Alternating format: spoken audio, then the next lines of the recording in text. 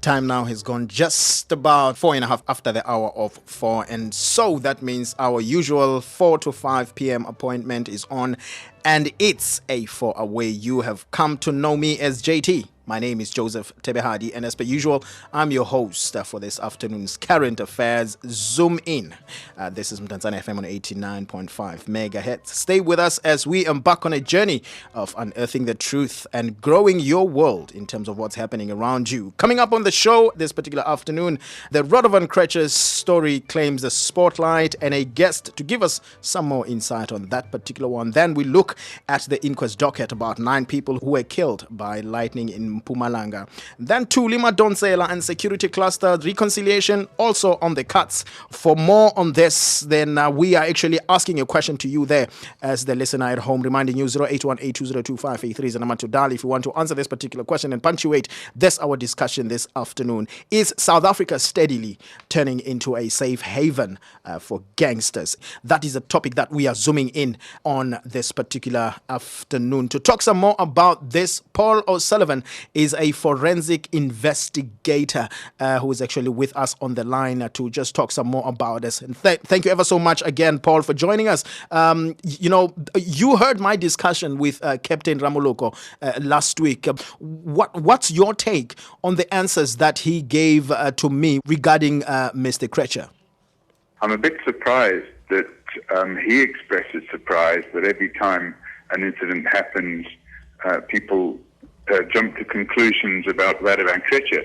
But the facts speak for themselves. The last 2 murders, forgetting about the bombing, the last 2 murders were associates of Kretcher. They were Kretcher associates. And the previous 8 murders before that were also Kretcher associates. So I think the common denominator in all these crimes is Radovan Kretcher. And I believe the focus should be on Radovan Kretcher. And if the focus is placed firmly and squarely on Radovan Kretcher, we're going to get to the bottom of these matters. I mean, 2 of the people that were murdered in the latest bombing were employees and strongmen of Radovan Kretcher. And Paul, do you think we have become, as a nation, we have become a gangster's paradise, or are we surely making our way in that particular direction? No, I don't think so. I don't agree it's a gangster's paradise. I think what's happened is we've got these people coming here and they're exploiting the weaknesses in our system. And I think somebody made the expression a couple of years ago that we're more Catholic than the Pope. I'm sitting looking at a sworn statement now that I took in 2010. I flew to Spain to meet with a guy who fled this country in fear of his life. And I flew to Spain and I took a very detailed sworn statement from him, which I then gave to General Dramat. And I'm just going to read you an extract. Right. It's quite shocking. Just before you read that, Paul, let's just take a quick opportunity here to remind our listeners there at home about the question that we're actually talking about this particular afternoon. And we're asking, has South Africa become a gangster's paradise? Have we created a safe haven for gangsters in South Africa? 081-820-2583 is the number to dial. You can send us an SMS on the same number. Standard call rates and SMS rates apply. For now, let's take a quick breather. We're coming back right after this. Molweni emakhaya, lo JayTee. Nanawe sinedinga every Sunday afternoon from 4 p.m. to 5 p.m. on your favorite current affairs talk show, Zoom In. This is the platform for sharing great ideas. Do you think this is a situation that is actually existing only and affecting only the insurance industry? Bringing you breaking news. When I became the president, government came to say they now have to include the security features to my residence. 31 new buildings, 6 of which cost 8 million rand each. Is that a security enhancement? Join me for your weekly dose of unbiased, uncompromising, and interesting session of balanced news and topical reviews. We've seen in the report, why, in your opinion, do you think the question of inequality still remains stubborn? And much more. I don't just look, I zoom in. Only on Mdantsane FM on 89.5. You're listening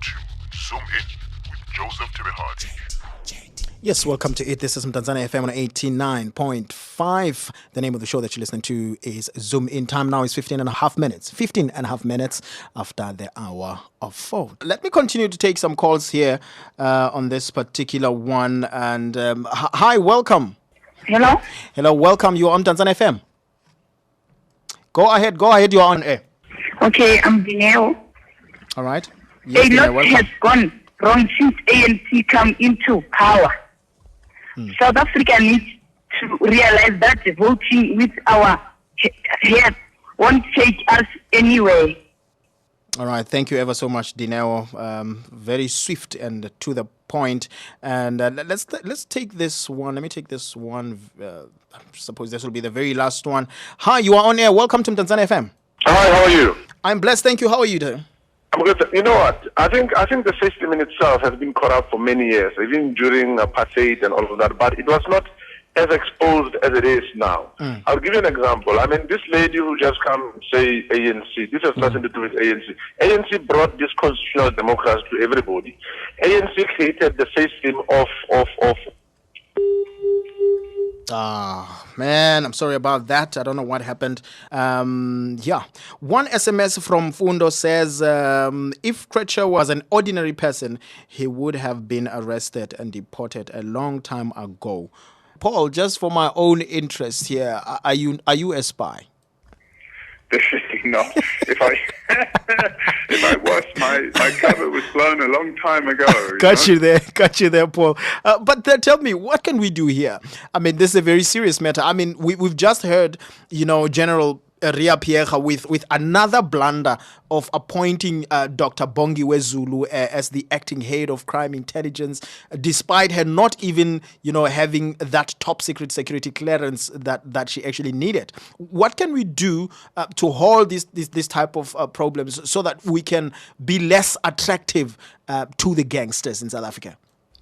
I often use the term criminals commit crime. Okay. And if the person has a very clean background and he's been checked out. The problem is if you've got NIA giving security clearances to crime intelligence people, there's a turf war there anyway. They'll drag their feet if they don't like the type of person that's being appointed. All right. Thank you ever so much. Paul O'Sullivan there, we appreciate your time with us really this particular afternoon. Paul O'Sullivan is a private forensic investigator. Time now is 37 minutes after the hour of 4, which gives us about 23 minutes, 22 and a half minutes before the hour of 5. We still have some time to still be together. We did have a call there and disconnected there. 0818202583 is a number to dial. We are closing up on this particular matter. Mdantsane FM on 89.5. You are listening to me. JayTee. Zoom In is the name of the show that you are listening to, and we're bringing you everything that is of importance that is happening in and around the country. Now, we look at the inquest dockets there. Police have opened an inquest docket following the death of 9 people who were killed by lightning in Mpumalanga on Wednesday night. 8 construction workers died when the tent they were sleeping in was struck by lightning in Emalahleni. Earlier in the day, another man was killed when he was struck by lightning outside of Middelburg. Now, with more on this on the line, Mpumalanga Police spokesperson Colonel Leonard Hlati. Colonel, good afternoon to you, and thank you ever so much. And we really appreciate you joining us this particular afternoon. Can you confirm the numbers of the construction workers who have actually died on Wednesday as a result of the lightning? Yes, all of the contract workers are 8, plus that one of Middelburg. Then we have 8 tragedies that we have got on the day before Saturday. And you are investigating this. Why are you investigating this? What do you investigate in such a case? Yeah, we normally, in this case of lightning and other cases whereby you find that maybe it's natural causes, we have got the responsibility as the police to close that matter because they did not die naturally. Okay. So what we do is that we open an inquest. An inquest docket is when that we are going to put all the necessary statements. Look, out of the 14 that were asleep in the tent, 8 died. So those that are still alive will then give us a trail as to what happened. Then we take that in the form of statements. Then we present the docket before the court so that their deaths can be finalized as naturally. So that's what we're supposed to do as the police. Part of ascertaining the cause of death as well. But the community has also reacted to this by actually taking a swipe at the government, saying that, amongst others, the houses that these particular people were actually in is the reason why they died, and that is actually, contributable to the government.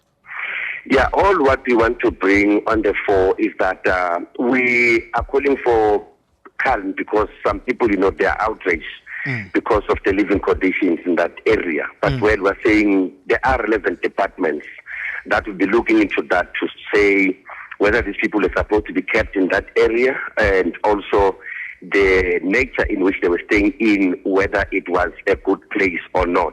So we are just saying to people that, yes, we understand that it might be something that may tickle their hearts, but in long and short is that government is there to make sure that all necessary precautions and all necessary measures that need to be taken care of now will definitely unfold.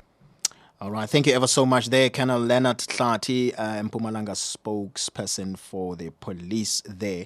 There appears to be reconciliatory overtures from both the public protector and the security cluster over the handling of the Nkandla report. Thuli Madonsela says she wants to depoliticize the probe into the 206 million rands security upgrade of the President Jacob Zuma's private residence. The ministers have welcomed the approach. Thuli Madonsela says the provisional report on the investigation of the so-called Nkandla Gate may be out within the next month. So let's have some more on this. The public protector joining us on the line. Welcome to you, madam, and thank you ever so much for joining us this particular afternoon. I understand that you are talking about depoliticizing of the report. Is this depoliticizing of the report an attempt perhaps at raising a white flag? And why is that so important to you at this point in time? My office is a public protector office, is an ombudsman office. We have hard power and soft power, but things work through the use of soft power. It's important to me and my team that we have normal relations with all organs of state, so as to allow them to operate in terms of the Constitution, which is to support my office to enable it to be effective and to operate independently and to play its part in reconciling citizens with government. And when there are tensions, that kind of process could be undermined. All right, let's just take a step back a little bit. We have actually been following this particular interaction between yourself and the security cluster for a while now, and we have seen an overwhelming support from our listeners through calls and SMSs and even just posting messages on our Facebook page. Pledging their message of support to you for standing your ground in this particular issue. Don't you think now that this application of what you call soft powers, as you say, may actually be seen now by the very same people who have been pledging the message of support for you standing your ground as now crumbling to a state of compromise on your part? No, it doesn't. Actually, insulting people or fighting with people is not always a heroic thing, especially when you pick up an unnecessary fight. For me, the important thing is getting this report concluded and telling the truth as we see it. And if there was no wrongdoing, saying so. If there was wrongdoing, we say so, and we conclude the process. The other fight shows are not really important for the process that we are signed up for. All right. Just help me out on this one. I understand that the security cluster has actually submitted a list of things that they consider as security threats in the provisional report. Are you going to consider that list before releasing the final report, perhaps even the preliminary report itself? Certainly. We've already started looking at what the security cluster has submitted as security threats in their opinion. Now remember that that's their opinion. It's not the gospel truth.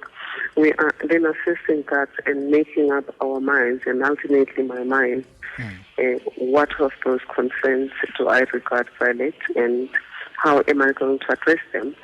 I have, though, indicated that whatever I do will not compromise the telling of the truth as I see it in terms of what the law said, including the prescripts around what constitutes security, what was done, and whether what was done was in line with the law and in line with the processes that are determined by law, and then going forward, what needs to happen to the whole project. And there's been calls that Parliament investigate the conduct of the security cluster in what is called strong arming you in this particular report. Have you been strong armed? And perhaps, just adding to the question that I asked you earlier on about, you crumbling to some kind of a compromise there.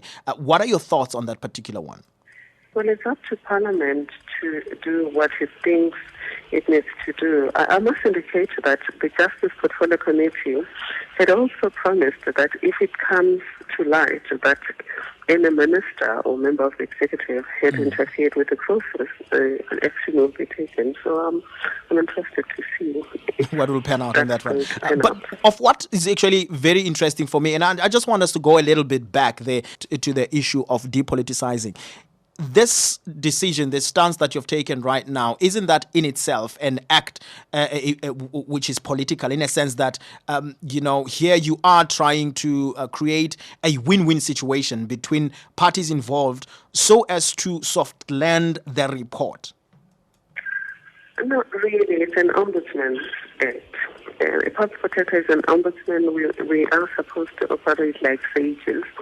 And the issue is for me to keep the eye on the ball and not be distracted by the noise around the game.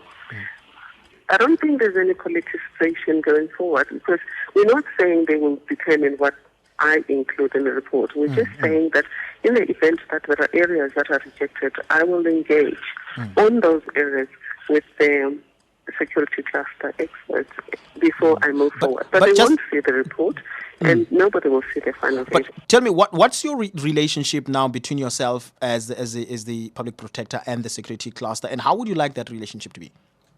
Well, the relationship was cordial before this.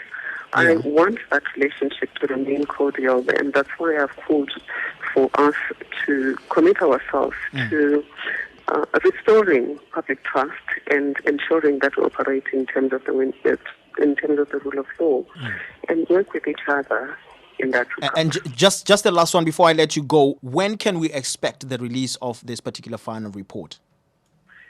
The provisional report should be concluded within the next 2 to 3 weeks, and the final report should be done within a month if everything goes according to plan. That means the final report could be ready before Christmas or shortly after New Year. All right, thank you ever so much to Mdantsane there, the public protector. We will certainly follow up that particular story. Thank you ever so much for your time with us. And now, only 8 days left between now and the day on which the electronic tolling system on Gauteng's freeways will go live. The e-toll system will go live on Gauteng's freeways from the 3rd of December. Transport Minister Dipuo Peters announced this on Thursday. The South African National Roads Agency says they can now roll up their sleeves and start working. The minister said those who do not pay for e-tolls will be penalized. Let's find out some more about this. We have with us on the line the chairperson of the Portfolio Committee on Transport, Ruth Bungle. Ruth, thank you ever so much for joining us and for your time. So the 3rd of December, how significant is this particular date? And keeping in mind the fact that we're actually going towards the holidays, pretty soon thereafter. I can only respond to the policies of the country and what has been passed by Parliament. I cannot respond to the choice of the date. That is the responsibility of the minister. Okay, then let's talk about, the fact that you are well aware of the large number of people who have not signed up. Massive opposition there, certainly in Gauteng. What happens if, in fact, they do not sign up? If they do not sign up, they are making their own choice of not wanting to buy the e-tax, which has got a discount that is linked to the e-tag.